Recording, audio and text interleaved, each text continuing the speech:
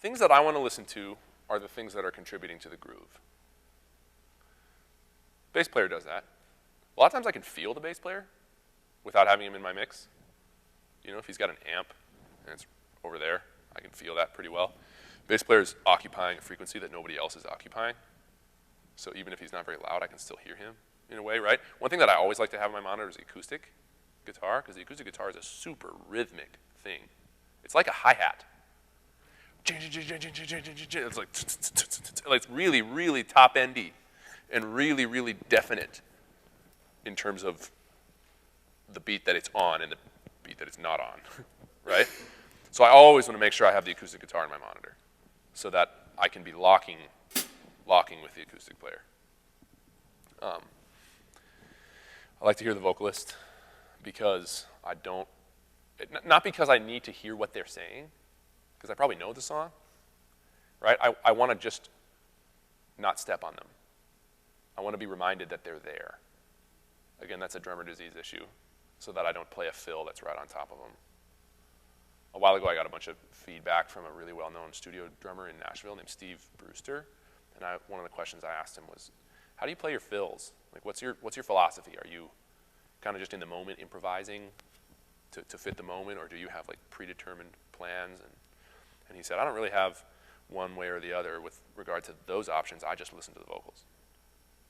I just make sure that I help the singer. Or else, if the singer's not playing, then that really contributes to what I am, you know, what my options are. But he really limits his options to the vocalist. So I try to have the vocalist in my mix when I'm monitoring. As far as monitoring, and specifically church environment, I found a click to be really helpful, right? So let me hit on that for just a second. A click track, if you're afraid of it, okay, if you're afraid of a click track, it's because you need it. Seriously. If the click track is hard for you to play with, it's because you need to practice playing with it. Because the click is right. One thing that I do a lot is hook myself up to the click and when nobody else can hear it.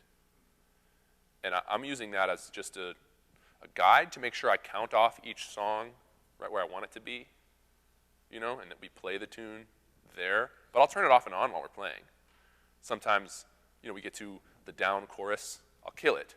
Instead of sitting back there like clicking my sticks together so that the, you know, like you're getting off, right? Like I don't do that. I just kill it. I just let him, the worship leader, whoever it is, drift where they're going to drift during that down chorus. I find him, you know, come back in, turn it back on. We're pretty much right there. If we're not right there, we're getting back there, you know. I actually use Ableton Live, that software Ableton Live, for my click, right? So this is my click track. And at my church, we have in-ear monitors, so it runs through, everybody can hear it. But a lot of gigs, not everybody can hear it. Ableton's great because I can use the up-down buttons to adjust the tempo, and it doesn't hiccup, right? It just gets faster or slower. Whereas like a Tama Rhythm Watch, as soon as you press like speed up, it resets itself wherever you do that. You know what I mean? This Ableton Live stuff doesn't. It's built for just changing on the fly, right? So if things are pushing a little bit during the bridge, and everybody's doing it, I can tell everybody in the band is pushing, and I don't want to be the dude that's like, come on, stick with the click, guys. You know, like I'll just tap it up a couple times, whatever. It doesn't matter. This is only a guide. This is just a servant to the whole thing, right? But it's something that I'm really comfortable playing along with. The click track, I wasn't at first, right? That goes back to what I was saying before. Physiologically, your body has an opinion of what is steady tempo. And it's not trustworthy. It's so influenced by outside factors. It's not even funny how influenced you are in what you think is steady.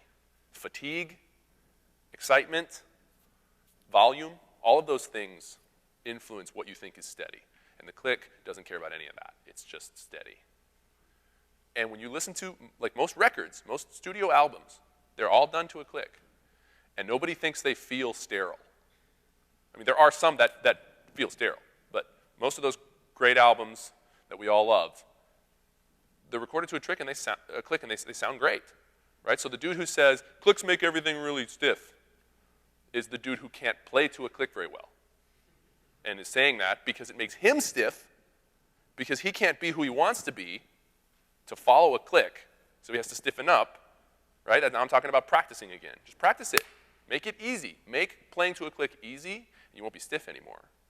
But that's on you.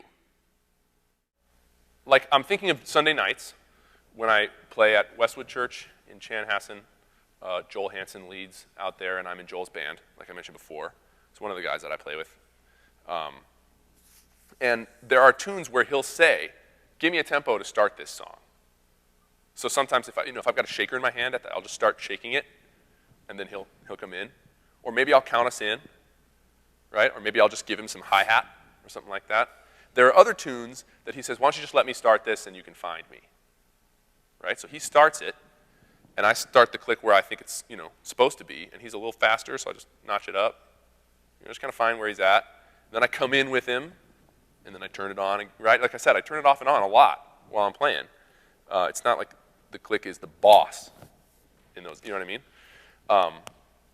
One thing that's really great about that, though, is that if the band knows that I'm on the click, they follow me, which is how it should go, right? I've played gigs with people before who don't want to follow me. They want me to follow them, which is their prerogative. I just want to kindly remind them that that's not how it works in just the hierarchy of the rhythmic structure in a good band. People should follow the drummer because the audience hears the drummer first, right? The audience is cueing off the drummer. Audience isn't cueing off the piano player, right? So when the piano player, because he's demanding to be the leader rhythmically, the piano player starts rushing and makes the drummer rush with him, the audience is kind of like, why did everything start rushing just now? Just because the piano player wants to be in charge, right? Just because he's not willing to admit that his excitement level is dictating to him his tempo. You see what I'm saying here, right? The click track gives you a unbiased third party that says, here's where steady tempo is. Can you hang with me? I'm steady tempo. Can you hang? That's what the click is saying, right? And that's just a matter of practice. That's just a matter of comfort. Music is not heading in the direction away from click track. Okay, I'm just acknowledging 2010 and the way pop music and worship music in the church, everything. Music is not heading away from that. So there's no reason to say like, oh, this period of everybody wanting to play to a click is going to be over in a few years. It's not.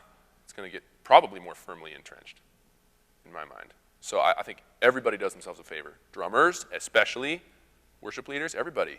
Get your metronome out. Learn to love it. Because it's a great aid. It's a really, really awesome guideline. It's really helpful.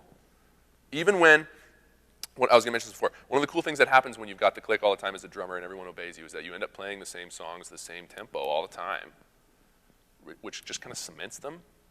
One of the things that happens these days with Joel, for example, we get to a down chorus of a song that we've played before.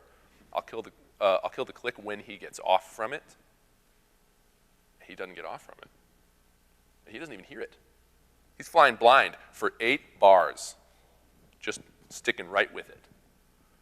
That's a testament to his ability to play a steady tempo, and for his mind to not, his ear to not be kind of dictating to him. It's just whimsical rushes and drags, right? But it's also a testament to the fact that we've played the song at that tempo many times. He's just kind of got that ingrained in who he is now with the way he plays that. One of the things that I do, just kind of a conniving trick that I have, is on Wednesday when we rehearse at my church, I run all the tunes 2 BPM slower than we play them on Sunday to get everybody in the band laying back. So on Sunday, we play the song 2 beats faster than we did at rehearsal, right? And everybody's kind of excited because it's Sunday, but I'm in a sense compensating for that, right? Jeremy Sanoski, guy that I play with, dude is amazing when it comes to this stuff. Because we don't do a lot of worship leading in Sanoski's band, we just do his music, Jeremy Sanoski music. So we've played his songs at those tempos over and over and over. And I'm always the only one with the click. But he can go like 32 measures and be right with the click track and he can't hear it, right? And he doesn't think he's feeling stiff right then. You see what I'm saying? You see what I'm getting at? He's playing where he wants to play. And it's solid because he's sat with the click for so long. He's so comfortable with it. So that it doesn't, here's the point about the click. The straitjacketing feeling of playing with a click for the first time is the result of you not having a very steady tempo. It's not the result of the click itself being a bad and hampering device. So as your tempo gets more solid, the click becomes more friendly.